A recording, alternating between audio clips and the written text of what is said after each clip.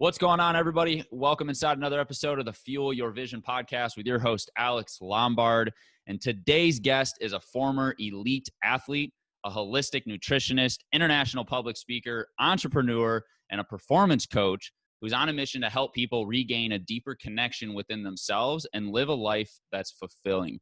He's a former D1 football player for South Dakota University, and after a neck injury that held him back from playing in the NFL, he realized his true desire and skill set was to go out there and help people find inner love for themselves. He's now successfully coached over 300 people. And what I love most about this guy is his passion to help other people live a life to its fullest, helping them find pure joy in all situations. Welcome to the show, Mr.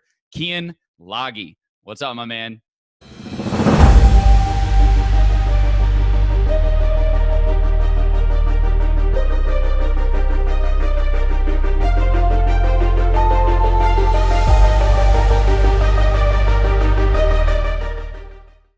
Alex, thank you so much for the introduction. I didn't realize how many things I've done since I got on playing football, man. You brought me back down memory lane. It's cool to hear. So thank you for the fantastic introduction, and I'm excited to be here. Yeah, absolutely, man. Absolutely. No, man, it's really cool. It's awesome to see. I love bringing on just young entrepreneurs like yourself, who have done a lot. And then it's always cool. It's always fun. I think people get a lot out of that as well because it's, it's an inspiration. It's one thing when you bring somebody who's 60 years old on here, right? And it's like they've lived a whole life and they went out there and crushed it, which is great. But it's a whole nother thing when you bring someone who's in their 20s or 30s that's done, similar stuff, right? And so it's really cool, man. But dude, I wanna start, man. Well, first and foremost, just so the audience kind of knows, this is a cool, interesting interview here because a lot of the guests that I bring on here, they're people that I already kind of know and I follow, right? And I feel that they bring a lot of value to the audience here. And they're people that I generally am like, man, I'm interested in their story. And I'll reach out to them, right? And I'll reach out and say, hey, man, I got this and whatever, you should jump on this show. But with you, it was a little bit different. It was a little bit more organic. We obviously met up at a mutual friend's birthday out here in Arizona. And we kicked it, for a couple, 3-4 days or so and just really connected. And, so again, I'm just excited to bring you on. This one's a little bit more of like a personal relationship prior to having you on the show, which is, different in what I do. So again, thanks for being on here. I'm excited. But let's go ahead, man, and start with, your story. I want you to just take, 5-10 minutes here and just go through your story. Take us back in time. Tell us about, you growing up, what you were looking forward to, your dreams, your goals, things like that, going into the NFL, that whole thing. And then, kind of bring us to where we're at today with, what you got going on. And then we'll go from there, bro. Yeah, absolutely. That's a lot to unpack. And where I want to start is as a very insecure 8-year-old that found a passion in football, or I should say an addiction of football, and carried that all the way to making it to the NFL. And so what do I mean by that? At a very young age, I was the most sensitive kid in the world. I grew up, I was always following the rules. I was self-punishing, perfectionist, always making sure that I was doing the right thing, making sure everybody else was okay. And as a result, I constantly suppressed my own emotions to make sure everybody else was okay. And so long story short, I found football at the age of 9, an outlet for me to get out all of that stored, pent-up emotion. I could go, and what my mom would say, I told her when I came home after my first practice in 3rd grade, was I could legally hit people and not get in trouble for it, right? So it was an outlet for me to be able to express myself in ways that I couldn't. So anybody listening to this that was a people pleaser growing up, that was definitely the category that I fell under. And football happened to be my drug of choice, my addiction, my outlet to be able to express myself emotionally where I felt like I couldn't in real life. So football, in a lot of ways, was something that gave me identity, something that gave me permission to be able to express myself. So I happened to be pretty good at it, and it gave me an outlet to be able to receive a lot of love from other people too. So there's a lot of different elements to my addiction, I guess you can say, to football. But long story short, I got to a point where I made it all the way to the NFL, found that one of my neck injuries in college was much worse than I initially anticipated, and was told I'd never be able to play again. And after that, I went home. I grieved for a short period of time, and then something inspired me just to go to the library, picked up a couple books, and one thing led to another. And I picked up a book called The Biology of Belief by Bruce Lipton. And this book talked about this element of heaven on earth that we could experience through some undoing and unlearning of a lot of the negative patterns that we pick up in our childhood and throughout the years of taking on more traumas. And I was really interested in expanding on what that actually was and how it worked. And so from there, after reading that book, I'm like, okay, well, what can get me in the space to be able to get into the mental, emotional space, to be able to understand that more within myself? And I'm like, well, what am I good at? I'm like, well, I can do personal training. So I decided to get into personal training. Through there, I eventually developed a nutritional protocol for people with different autoimmune conditions and digestive disorders. So I moved from South Dakota with that program, started at Equinox in Miami, personal training, but also doing this nutritional therapy for people. And I ended up working with a lot of different people with different conditions such as IBS, Crohn's, Hashimoto's, arthritis, and then basic stuff like excessive gas, bloating, and heartburn, and ended up healing a lot of people of those conditions. I eventually got to a point where a lot of the people that weren't getting long-term results, I found that there was something common in all of them. And it was that they're all experiencing something deeper at the mental, emotional level that was preventing them from having the real health that they were desiring. And so I started to dive into that a little more. From there, I moved to Colombia. So I lived in Colombia for about a year and a half. And I continue to work with people on their mental, emotional health, as well as the nutritional side of things for people that had those conditions. And then naturally, as a byproduct, I was surrounded by a lot of entrepreneurs and business owners. And I found that a lot of them ended up having a lot of the deeper rooted wounds that some of these people with nutritional parts or nutritional issues had as well. And I want to keep in mind too, through this whole process, it's been me healing parts of myself as I'm going through all of this. And so then I decided to work with some of the more high performers, people that I could relate to a lot, people that push and achieve and tend to sacrifice certain parts of us along the way emotionally to get whatever it is that we're trying to achieve. And since then, I've built a business surrounding working with high performers, business owners, people that are trying to change the world, men and women, and helping them heal the relationship they have with themselves so they can create as big of an impact on the world, or should say on themselves as they have in the world, allowing them to expand their reach even greater capacity. That's awesome, man. That's awesome. So good. Cool. I want to talk about that as well. We're going to dive into more specifics of what you actually do. But one couple things I want to ask, we talked about this a little bit when we were together, but share with people your experience of living in Colombia. I thought that was really cool. First off, why there? Why'd you choose that? And then, tell us a little bit about your experience there, man. Cause I also, for those that don't know, lived in Mexico for a while, not quite as long as he did his trip, but just living in a different culture, it really teaches you a lot of life lessons and really exposed, at least for me, more of just the world. It really just kind of woke me up and I was like, wow, I've been living in this like bubble here in, my state in America. Right. And it's like the rest of the world doesn't really live like this. So I know for me, man, it had a lot of dramatic, or a large dramatic impact on my life. And I've learned many lessons from it that I've taken on, years later. So why Colombia, and share some of the insight that you've gotten, while being there, man. Yeah, absolutely. Phenomenal question. And honestly, it started in 2018. I was working at Equinox and doing my nutritional therapy with people, with clients there, all the way until March of 2018. March 2018, I went full time on my own with just expanding my nutritional therapy with people. And I was then remote and I could be anywhere. And I had a couple friends that were remote and they could be anywhere. And we decided in November of 2018 to take a little trip out to Colombia because one of them had already been there before. And we had a lot of friends that had visited and said it was a fantastic experience. And so we went out there in November of 2018 and we were planning on just to be there until Christmas, then go back to where we were from and then move back to Miami. But then after about 5 days of us being there, we all looked at each other and just said, let's just stay. And so that's what we decided. So we all went home for Christmas and came back January 1st of 2019, and then stayed all of 2019. And that's kind of how it started. It was just kind of off a whim and wanting to go out there and visit for an extended period of time, and just said, hey, let's just stay. But honestly, Alex, I think part of like the underlying reason why I was so pulled to stay there was because there was a part of me still being in the US that felt slightly attached to certain identities that I might have had. Maybe it was my body image as far as needing to maintain the strong, muscular look, or the certain way of being that I felt like I had to be around people. I was always around people. I've always attracted a lot of people into my life.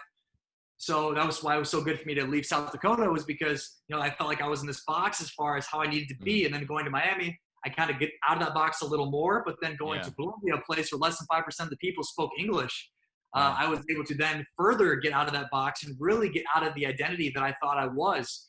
And so being in a foreign country where, like I said, where less than 5% of the people spoke the language, I was able to find much more true independence in myself through putting myself in certain situations that was extremely uncomfortable.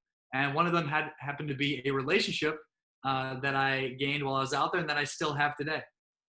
Dude, that's so cool. Yeah, that's right. That's awesome, man. That's just such a blessing.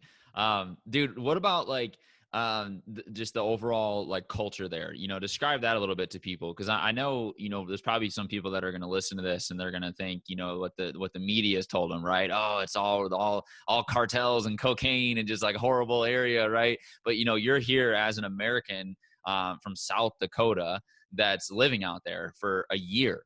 And so it's like, from your personal experience, you can give some insight to those that are listening that, might be afraid in a sense to go explore and go travel the world just because unfortunately, our media for a lot of different reasons, downplays it and makes them, look like they're the bad guys. So share a little bit about that, man, just the overall experience with the people there, the culture there and how that was. Yeah. And the first thing I want to say is, you talked about America kind of giving this perception of Colombia that it's a scary, unsafe place. But the ironic part about it is that they actually do the same thing in Colombia about America. Yeah, yeah, they did that in Mexico too. Yeah, right. So my girlfriend's mom, she was when my girlfriend first moved to the U.S. She lived there for 3 years. Her mom was afraid for her because she saw all these shows about America and these shootings Yeah. and all this kind of stuff. She's like, "That's not safe there. You can't go there." Right. So I think wherever you're at, they always talk shit Perspective, about man. different places. Yeah, exactly. So I want to say that first, but as far as the people in Colombia, man, they were the most warm, kind-hearted people that I think I've ever met. I'm from the Midwest, so there's a lot of very kind-hearted people there too. And I would say, just as people in the Midwest live more day to day, like, hey, I'm just here, I'm just enjoying today and just living. I would say the people in Medellin in particular, the city that I lived in, were very much that way too, just living day to day and just really thankful and appreciative for what they had.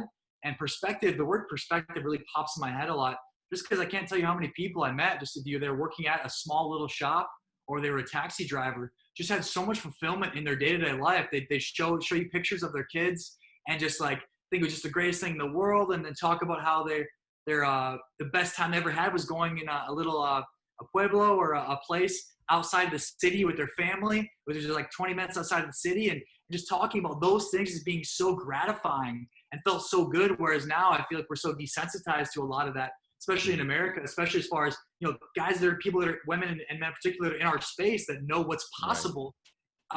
We don't find a lot of fulfillment in day-to-day life and just these little things that we're able to do. So that's the best way I can describe the people there is they're just very content with where they are. They live day to day. And that's all they're really concerned about. Yeah. Yeah. And it seems to be, man, like a common theme. I know for me, like I've traveled a decent amount, not anywhere near what I want to, but, the places that I have been, like Mexico or Bali, Indonesia, things like that, where, they'd be considered like a second world country and parts of it would be third world. I think what you said is just powerful, man. It's like when you go there and you experience it yourself, it really does change your perspective on a lot of things because, one thing I was hoping you would say, which you did, because I noticed this too, was, you meet with these people that are living in conditions, right? They're living life in conditions that to you and I, and to many people, especially if you're in America, are just unimaginable. These little 200, 300 square foot, homes that don't have air conditioning and it's crazy hot down there. And there's like 5 or 6 people living in it. But yet you meet with them and you talk with them and it's like, they don't say one negative thing about life at all. Right. And then not only that, but it's like, they're so positive, they're so upbeat, they're so uplifting, and they're so just like motivated to just, like you said, live each day to its fullest and really, they're way more family oriented as well. And so it's so powerful, dude. And I loved how you said with your girl, her mom, being afraid of America, because literally the same thing happened to me when I was down in Mexico. The people we were with, at the time I was living in Michigan. outside of Detroit. And so whenever we would tell people where we're from, we would just say, like Detroit. And dude, as soon as I said that, I'm in the slums of Mexico, literally. I'm not at a resort or something like that. And we would say that, and they'd just be like, "Oh my gosh, like, are you serious? That's so crazy!" Like, they were mind blown that we lived there. You know what I mean? And it's like, I was just, and so when that happened, I remember just having this immediate shift where it was like, whoa, like, they're afraid of where I'm from, and a lot of people where I'm from are think I'm crazy for coming here. It's like, it's just so messed up, dude. It's so wild. So I encourage everyone. I just wanted to touch on this a lot because I'm a big traveler. I'm a big believer that people need to travel. You don't need to go all out and go crazy and get, first class flights, but like, man, make it work. Find a cheap ticket, go down to Mexico, go overseas, go all over, do what you can. Because I just believe that traveling is one of the greatest life teachers that you could possibly have. And experiencing other cultures, other people, again, it just puts a lot in perspective. So thanks for sharing that, man. It's awesome. We could talk about that all day. I love that kind of stuff, but I want to move forward a little bit here, man. And let's talk about, what you do now. So, moving into the, what you call like the high performance coaching. I love that. I think people that do that are just incredible because it's not an easy thing to do. When you're talking about working with business owners that are looking to go to the next level in their business or their life in general, they're putting a lot of faith and a lot of trust, in you to do that. And so just share with us, like, what you actually do. Like, what would you categorize your business as? And then let's get into some, specifics from there. I would say that I simply save people years on their life. And I think it all comes down to the big phrase that everybody says, it all happens for a reason. It happens for a reason. But when it happens 2, 3, 4, 5, 6, 7, 8, 9 times, the only reason that it happens for is to show you that something's messed up internally. Right? And so the reason why people come to me is because they're tired of having these same repeated patterns happen to them. And for a lot of high performers, people that have made a lot of money, a lot of them operate from this place of needing stress and chaos to stay motivated. And eventually what happens is the self-sabotaging way of being happens, and it continues to replicate, and it goes over and over and over again. So really, I help people understand themselves better and remove the emotional blockages associated with their inability to know themselves at the highest capacity, then allowing them to be able to know exactly a clear-cut direction that they truly want within themselves, allowing them to have more peace in themselves. Because a lot of people, especially high performers, they get so good at what they're doing. The reason why I got so good at what I was doing is for the approval of other people, or to feel good about ourselves because other people are validating us, right? And so if you're living in that state, you don't really even know what it is that you want, because you don't even know yourself, because you've lived your whole life trying to be somebody to be perceived in a certain way to people that, I mean, ultimately don't really matter, but to people that you feel like matter because you get your source of validation from them. Right. So that's really what it is. It's getting people in touch with themselves, for them to remove the energy associated with not being able to know themselves and not having the clarity that they need to make the proper decisions for themselves. And so you can actually start feeling better about yourself, so you can start to live in a way that's in alignment with you and who you are. So I know that's kind of a long thing, but it's very accurate. Yeah. No, it's awesome. I totally understand. And I really, really, really like that. So let's talk about the how a little bit here. So that's more of kind of the why, right? Let's talk about like the how, you actually do this stuff, right? So I come on, right? I'm a client. I'm like, hey man, I'm crushing it over here, but I'm struggling, with my mental, or I'm struggling with relationships, or I'm struggling with whatever it is. I guess, like, just take us through like your process, right? Someone starts, it's day one. What is your process with them? What do you actually do, and how does that work? Yeah, it's a phenomenal question. And really, this is the process of me working with somebody. What I always say, so we'll have a session, we'll do some sort of clearing associated with something that they had issues with in the past, and they'll go out. Your only homework is to go be. Okay, so you just go be and go live your life. You don't have to do anything extra. Just go live your life. And you come back next week and you tell me and you complain to me at the highest level possible what prevented you from being able to be. Okay, and through that complaining, I like that. right, and through that, like, oh, this happened and that happened, we find the holes in what you're saying, because everything that happens to us externally starts with something inside of us. Right? So when you come back and you get triggered by something and you complain to me and just dump it onto me and say, oh, this happened, that happened, I say, stop. Okay, there it is.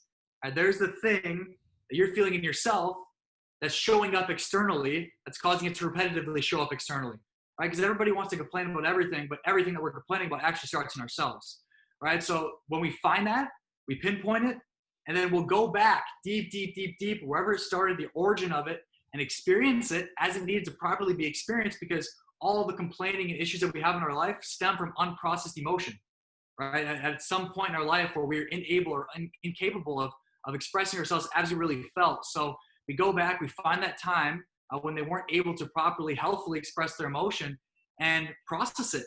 And the best example I could give, it happened last week. One of my clients, she went in deep for about an hour, like hour, 15 minutes, where she was just purging emotion associated with a certain event. And it all started from her telling me about this little thing that she complained about that happened in her life, right? And so being able to go back and properly process that emotion that happened at that one time that kept causing these different negative outcomes to happen in her life, now is going to prevent those same negative outcomes to keep showing up. So we go in, we process that emotion that was unhealthfully processed before, we process it healthfully, and then the cool part is that emotion is no longer there, so there's empty space, I guess you can say, as a way to describe it. And then we fill that in with a moment of clarity at the end, because once there's a removal of that energy, there's always massive clarity, and lightness is what people say. So at the end, I'll always hit people with, okay, we're here at the end, we had a beautiful clearing, and now I need you to tell me what it is that you know to be true about yourself and your life moving forward. And then when I say that, people close their eyes and they go to this place of these affirmations, not from them trying to come up with affirmations that they think would make themselves feel good by writing it down on a piece of paper, but something that comes from an authentic place within themselves, right? So then they just fill up with all these affirmations that they know to be true. Sometimes it's decisions that they need to make. Sometimes it's just paradigm shifts in how they believe themselves to be. It's always different stuff, right? But it always comes out in that moment of clarity at the end. So if we went in with lacking clarity in a certain decision that they had to make, it always comes out at the end as far as what they need to do, right? Because the reason why we don't have clarity is because there's a blockage associated with that thing or that way of being, right? So they come out with an assload of clarity, I guess you could say. And then I say, go out and go be again. And they come back and they complain to me about what happened. We find the source of the reason why they got triggered, and we solve it. We remove the energy associated with it. They go be again. And every time you come back, you're going to have less and less things that are preventing you from being. And I think the beautiful part about the process that I take people through is, and you can ask anybody that I've worked with, is that you don't unlearn this stuff. Right? This isn't just like you showing up, you feeling good, and then leaving. Right? This is you showing up, doing removal work, and then filling it in with something different, and then going out. And that space is forever filled with something different. Or you don't have to unlearn that emotion again. Right? We've healthfully processed it. You don't have to go back and healthfully process it again. Right? So that's the beautiful part about it. And the way I can describe it is when people show up to me, a lot of them have done a lot of coaching with other people, maybe they've worked with a lot of therapists before. They're so aware of the problems that they have that they're going crazy. Right? And so what I do is I actually remove the problems that they're experiencing, the energy associated with the problems that they're experiencing, and then fill it in with something different. So like I said, this isn't something that you show up and you have to continue to show up for years on end. Now, I would say that if you keep going, people continue with me, because if you were done, then you'd be enlightened and essentially a complete enlightened being where you no longer have any work to do, right? So people continue with me for that reason, because they want to, but really the central promise is you being able to be dependent for a short period of time so you can actually become independent in your real life. So I know that was a lot, but that's sort of the process that people go through. Yeah, no, it's really good, man. I really like that a lot. I think that's cool, that what you do of having them go and then come back and then talk about, the things they were complaining about or why they couldn't just be. That's really interesting. I've never heard anyone, have that approach. So that's really cool. What would you say, man, like, if you could, I don't know if you can answer this directly, but just through your experience of doing this, like, what would be the number one, or at least one that comes to mind, in terms of like a common challenge or issue that gets brought up? Like, is there any patterns? Like, if you work with 10 different clients that none of them know each other or anything, is there a commonality? Is there something that comes up in each one of them that you find as like a pattern, or in a lot of them? Is there like an overall challenge or an overall issue that kind of arises when you do these sessions with multiple people, or are they all just completely different? No, that's a phenomenal question. And yes, there is one commonality. And based off the nature of the people that I work with, people that are high performers, people that are achieving at high levels, is that at a young age, they weren't able to emotionally develop the skills they needed to be able to become truly self-reliant. And I say that because most people that are in that position of achieving at a high level had to grow up very early, and they had to assume a role of high emotional capacity at a very young age. And most of the time it was because a parent or the situation that they were in forced them to step into that role, because maybe their family wasn't in a position emotionally to be able to handle a child, or there was a lot of negative experiences that happened to their family at that time. But most of the time, it's somebody that had to grow up very early. And a lot of the times, one of the biggest commonalities that people will say that their childhood wasn't that bad, right? I had my mom, I had a dad that was there. And so it's this over optimism that a lot of people have too, that actually prevents them from doing a lot of healing. But they have the over optimism because they've always had to, because they've always had to be so responsible for themselves, right? Because it's like this idea that like, oh, everything's good, everything's great, oh, everything's good, yeah, we're doing good, we're doing fantastic, right? It's because they've had to, and they've never been able to truly depend on anybody because of those earlier years of life, having to be the one that grows up so soon and being essentially the adult in their family at a very young age, whether that be the supporting role for their mother or father, but they had to grow up at a very young age when a child in the early developmental years of their emotional intelligence isn't supposed to grow up that quick, which is why many people end up needing to achieve to feel good about themselves, because they don't have that healthy emotional relationship with themselves. Yeah, that makes sense. What are your thoughts on, and do you incorporate this, but your thoughts on meditation? I think meditation can be fantastic. I've also seen it being used in a way that is a form of resistance. I see people use meditation as a way of just separating from themselves and not addressing the problems. And so meditation can be great to calm the mind, and it can be very good to be able to come to realizations within yourself. But I think people use the tool as the end. And I think people think the end is the goal of just being clear-headed, and it is, but you don't get it through consciously pushing out your thoughts or neglecting to confront your thoughts. True being or true mindlessness comes from handling your childhood wounds or your wounds head on, not from intentionally trying to push them away. Now, if we are living in a state where we go out and we're a monk living in the forest, okay, that's great, because then we don't have to actually confront anything, and we can just push everything away because there'll be no triggers to trigger us, right? But the fact is that we're living in the real world. And to me, that's not impressive, going out and being a monk and living in the forest. Right? What is impressive is somebody that's able to live in the real world in a sense and achieve what they want to achieve, but not lose themselves in the process. And you simply can't do that through meditation alone. Like I said, meditation can be fantastic to help you uncover some things that you need to uncover, but ultimately the work in some way or another of removing that stored energy, whether that be through plant medicine, through breath work, through deep coaching, through psychotherapy or hypnotherapy, or there's so many different methods that you can go about doing it. But ultimately, the release of the unprocessed energy is where true peace and bliss come from, and your ability to be able to just be. Yeah.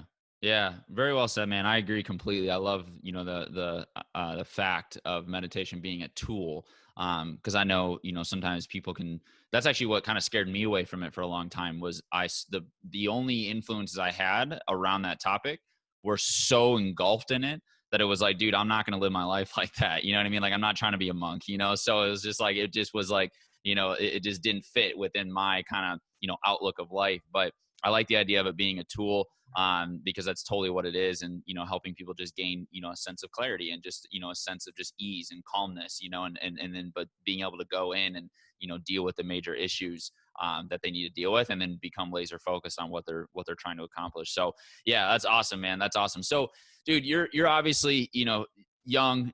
I don't remember if you said you were 28, 29, somewhere in there, give or take, maybe 30. But regardless, you're a pretty young man, as well as myself. You've done a lot. You've accomplished a lot. You're still grinding. You're still growing. You're helping a lot of people, which is awesome. Where do you see this going in the next 10 years? What do you want to do with this? Where are you trying to go? Are you looking to be, kind of like a form of like a Tony Robbins with big events, things like that? Or is it more just always one-on-one coaching? I mean, what's kind of your vision for what you got going right now, man?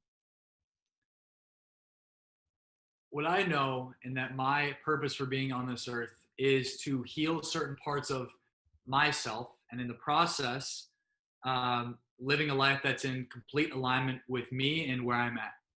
And to be honest with you, I've been able to help and work with a lot of different people. But at times, there's parts of me that wants to go and just live by the beach and hang out for a while, and that feels good to me too. So I'm really in this process, man, of constantly unlearning who I'm not and going with what I feel motivated to do, Mm, and just constantly living in that space of following the thing that I feel most driven to and motivated for. And so for me to say that I want to have be on the Tony Robbins type of level, I've had multiple people. I just interviewed this morning one of my clients saying that I impacted them greater than Tony Robbins did, or could have. So I wouldn't say that I'm not comparable as far as some of the skills go, but to say if I want to be at that level, as far as like being in the spotlight, I kind of like my own like sure. exclusivity. I like being kind of the guy that's a little behind the scenes and working with people that are, healing the world, and the frontline people that have the huge followings, and that they're inspiring people and influencing people. I kind of like being that guy that's like, hey, that's that dude that's Yeah. working with the guys that are influencing everybody else, right? And I can just kind of live my life, and I can do what I want to do, and that's what I've done. And I'm signed by a modeling agency right now, so I'm kind of doing some of that. That's kind of cool. That's an area I've never been in and explored before. So that There you go. opportunity came up in my life. I have this that I'm doing, and I like to just go to the beach and hang out sometimes too. I have a deep gift that is planted in me, that I would say God placed in me. And so I just have this belief that wherever I'm meant to be, I will be. And that allows me to really enjoy my time here on this earth. And I have an idea of what's going to happen, maybe 10, 20 years, that I can't really erase from my mind. So it's me just kind of like just being here and trusting that, what will be, will be. And I'm excited to see where that takes me. Love it, man. Powerful message to any young people out there listening to this, that you don't have to have it all figured out. I know I struggled with that for a long time. But life's a journey, life's a game, and at the end of the day, no one has it all figured out, and so following your true inner planted, God-given desires is definitely the path to go. So speaking of that, man, let's move into more of a little bit of a spiritual conversation here. A big portion of this podcast that I love to do is bring high level people like yourself on here, and kind of bridge that gap, and show people that, hey, God's out there, God's working, God is doing amazing things, and He wants to know you and build that relationship with you. And so share a little bit, man, of your, I guess, like how you've been, or rather the role that God has played like in your life. Yeah, that's a fantastic question, and that's got a little bit of unpacking to do. Uh, I would say that I grew up in the church, and I grew up heavy in the church. My family was involved. I was involved. I was teaching Sunday school all through high school, involved through church-related activities into college, and I would say I developed a unhealthy relationship with religion, in the Mhm. sense of using that as my source and my stability in my life. And I think through that process, it was just a great way, another way for me to not confront some of the deep rooted emotional trauma and pain that I had in myself. So as long as my foundation of myself was in my religion, I could always mentally tell myself I was okay, even though I was constantly experiencing anxiety. I wouldn't say like panic attacks, but like times of like massively feeling not worthy. And that didn't really change. I felt emotional bursts of connection to my views periods of time, but when I wasn't, it was just me kind of left with some like empty feelings in myself. And through actually leaving religion, organized religion, allowed me to step into more of a place of understanding myself, because I detached from that identity. And through me detaching from that identity of being labeled a Christian, I was able to understand myself at a deeper capacity. And I know it feels very safe for anybody out there that grows up in religion and constantly believes in it, but to escape from it in a sense, to regain a foundation of trust and confidence in myself, independent of the religion, has then allowed me to propel myself to a place of peace and confidence in myself that I would not have ever been able to do if I wouldn't have left it in the first place. And now I'm able to help facilitate a certain level of healing in other people. that I would have never been able to understand before. And so it's not to say that I'm anti-religion in any way. I have people that are Christians, I have people that are Muslim, I have people that are Hindu. And the most beautiful part about the process that I do is that people get a stronger connection with that higher power, whatever it is they believe in. And I think that's one of the most beautiful parts when I was able to let go of this idea that I had to please God and I had to overdo it for God.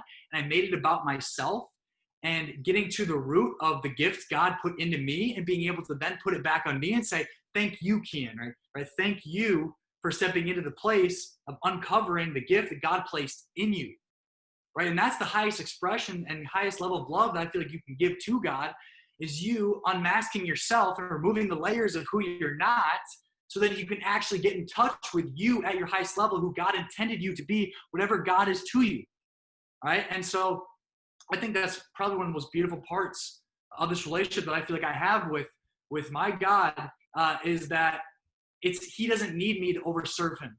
He doesn't need me to constantly give him this extra validation. He just needs me to be able to step into place to where I'm finding such a healthy relationship with me that I and my gift that he put in me, I'm allowed to shine through and giving everybody else permission to do the same. And so I think that's probably one of the biggest healing parts of this process, the journey for me has been is being able to not feel guilty about that and not feel shame for wanting to pour into me and not always making it about other people. Because I think that's what we're taught. We're taught God, others, you. And when you approach life in that way, you're always last. And you do that last and you suppress yourself, which then suppresses your own ability to be able to help people at the highest capacity. So me making it about me putting the love back into me allows me to then help facilitate healing at a much, much higher level than I could have ever possibly imagined. Not through it being me as me, solely me, but through me unmasking me, allowing God's gift that was placed into me to come out at the highest capacity. And so putting it back onto me and not making it about other people, not making my life's purpose, helping other people or being there for other people, making it about me facilitating healing in me allows me to feel whole within myself, allowing it to pour out to other people, not through me trying to focus on other people and healing other people. And I think that segues into the beautiful part about what I do with many of the people that are trying to change the world is that they try to make it about everybody else. They try to say, hey, I'm here and I want to help everybody else. I want to make it about healing everybody else. But they don't really want to heal parts of themselves. And you can't give what you don't have yourself. And so when you stop that and you stop all of this stuff by saying, I want to make it about healing all of them, I want to make it about healing me, it allows you then actually heal people at the highest level possible. So making it about me and making it about my relationship with exposing the gift that God placed in me has really been my highest experience of God. And, I pray, my girlfriend and I pray before every meal and thank God for our ability to be able to be here on this earth. But ultimately, it comes down to me exposing the true me and being able to love me as me, allowing that to pour over into other people. Yeah. That's awesome, man. I like that a lot. There's two things I want to point out that you said that I think are very, very important for people to understand. The first one is that you talked about, always having to when you're raised in religion, because I was like that as well. When you're raised in many times in religion, it's all about, strictness and rules and you're never enough. And it's like you have to do everything you do has to be perfect. Otherwise, you're not good enough. Right. It's like this total just downplay on life. When in reality, in actuality, that's not what God wants at all. What he wants is a relationship. And you mentioned that a couple times, and when you have a genuine, legitimate, authentic relationship, just like you would, with the perfect parent or a friend or whatever, it's the same idea, man. It's sacrificing because you want to, not because you have to. It's sacrificing because you genuinely love that person, right? In the same sense that, you love God, right? It's giving thanks, like you mentioned, for life and for blessings and for food, because there are uncontrollable things in this world that, you and I did not create, although we are co-creators and we do create a lot of our own reality. There are uncontrollables. There are things that happen that are just pure bliss, that are just blessings. And so giving thanks to that, is also a really important thing. And so my whole point is getting out of the framework of religion and moving into a relationship is something that I'm really passionate about. And I want to just, point that out because you said that. And I was hoping you would say that when you were talking there, and you did a couple times, which I love, because it's just again, going back to perspective, right? It changes everything, man. Like when you understand that at its core, we could have an entire episode about that topic, but when you really truly understand that, it just changes your perspective on God, on yourself, and on the world. So that was the first thing. And then the second thing too, man, is what I want to point out for a lot of people listening to what you just said there. The number one way that you can serve God is by literally living out the gifts that he gave you. You know what I mean? Like if you go out there and you live out the gifts by, your talents, your time, your money, right? And those three things are pouring into the inner desires and gifts that were given to you by God. That in itself, and by definition, is serving God, right? It's like, and so again, perspective. It's like you don't necessarily need to go out there and follow all these like list of rules to say these specific things in a certain order on your knees, to a priest to serve God, right? In fact, I don't even really think that is. I think you're more serving humans at that point. But I learned this from my pastor actually talks a lot about this, about just your talent, your time, and your money. It's like God's looking at those three categories because those are the things that we kind of put identity into a lot of times. And like wherever you're putting that, right, the talent that you have, the gifts you've been given, your time and your money, like wherever you're putting those things just really says a lot about who you are and your character. And by doing good with those things, I believe is serving God at the highest level. So just want to point those things out, man. You crushed that. I love that. It's not a last little thing here on this too, is it's, God gave you the gifts, but it's up to you to nurture those and take action on those. God will provide. It's like the farmer's story of, the guy had the crops and he's like, God provided the rain that when I needed it, but I went out and planted the seeds, and it was like a working partnership. And again, just like any relationship, right? You can't have a relationship with someone if both parties are not involved with each other. So love that, man. I think those are good points to touch on, and I loved how you talked about those as well. I just wanted to kind of zero in on those to get people to see that. So that was awesome. So I want to move into the last part here, man. I really appreciate your time being on here, but I got two questions for you. These are the two questions I ask everybody on the show. The first one is, in your own words, how do you define what a visionary is? A visionary. A visionary to me is somebody that's able to see something happening, and in its, maybe not in its entirety, but at least in its structure in a sense, and believe in it past the capacity of anybody else's, without it even showing up at all in the physical world. And that's, I think, makes a very strong visionary, is your ability to be able to have these understandings of what is going to happen and what needs to happen, and then being able to reverse engineer that in your mind and be able to create it in your physical world. And that's a gift, man. To be able to do it at the highest capacity as far as changing the world, I think is really, really powerful. But also, anybody can be a visionary. It's not just like you have to have this huge purpose and passion to change the world. I hate that that's like glorified right now, that you have to change the world. Like that's the reason why there's something in the first place. But you can be a visionary in your own life. Like if you genuinely just want to be a taxi driver and you want to have 2 kids and you want a wife and you want to make $60,000 a year, like that's great. You can be a visionary. You can have that in your head and say, hey, like this is what I want. I want to make this. I want to feel this. This is fantastic, right? You don't have to go and like make a bunch of money and have all this success as being an entrepreneur and do all this stuff. Like you don't have to do that, right? I hate that there's this like idea that everybody has to do that now, but you can be a visionary by yourself in your own life by simply just creating, by coming to terms with what it is that you want, and then being able to take the steps that you need to take, reverse engineering it, and creating that, right? So anybody can be a visionary, but really it's you being able to be a visionary of your own life by seeing this vision of what it is that you want and being able to bring it into the physical existence without anybody else knowing about it or knowing how it works. That's powerful, because that's faith.